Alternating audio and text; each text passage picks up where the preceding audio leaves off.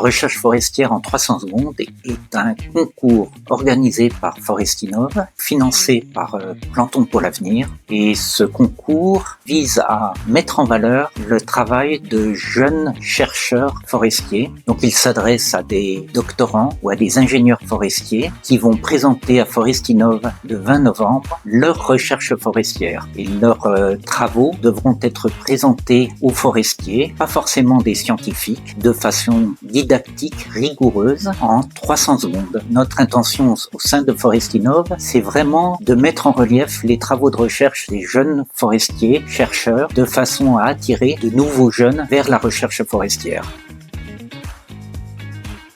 La raison est bien simple, ça fait 45 ans que je gère des forêts. Pour un professionnel forestier, il est très important d'avoir des conseils qui sont éclairés. L'expérience ne suffit pas et il faut être en capacité de se remettre en cause et de valider les hypothèses qu'on a sur le terrain. Et c'est la raison pour laquelle il est essentiel qu'en matière forestière, il y ait une vraie recherche forestière. Et c'est la raison pour laquelle il nous a paru très important au sein de Forestinov de mettre en valeur toute cette recherche forestière. Et l'impact est d'autant plus important qu'aujourd'hui on fait face au changement climatique, que les simples enseignements qu'on peut tirer de son expérience ne sont pas toujours valides aujourd'hui. Il faut reformuler des hypothèses et rechercher de nouvelles solutions de façon à ce qu'on ait des forêts demain qui continuent à produire du bois et qui continuent à avoir de la biodiversité.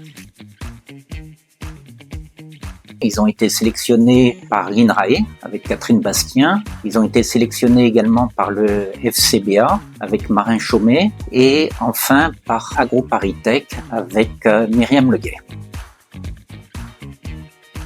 Alors, le jury sera composé de 2 scientifiques, Myriam Leguet, qui est directrice d'AgroParisTech Nancy, et Nathalie Mignonetto, qui est responsable, docteur, qui dirige la cellule du FCBA en Bourgogne-Franche-Comté, et d'un professionnel qui sera votre serviteur.